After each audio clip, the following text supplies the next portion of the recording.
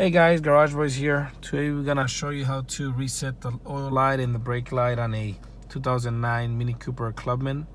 This should work on all the Mini Coopers in this area, but what you're gonna do to reset your lights, we obviously flushed the oils and did all that. So we're gonna come here and press this button and hold it in for a little while. It's about, I think it's 5 seconds or so. You're gonna get that message.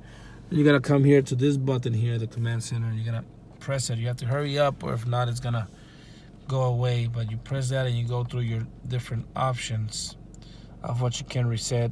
And this is for the brake fluid. So you're gonna press and hold the button right there. Press and hold, and now it's gonna give you the option to reset. So now I'm gonna press and hold for reset. So you press and hold, and there you go. I just gotta reset it. And then you're gonna press again, and then this is for the oil. You're gonna press and hold, and now you're gonna get the option for reset. So you're gonna press and hold again, and it's working. Oh, there you go. So now it's good, and then you can go through and do all your other services. But yeah, that's how you reset your lights. Hope you like this video. If so, just like, subscribe, leave a comment. Thank you very much for watching.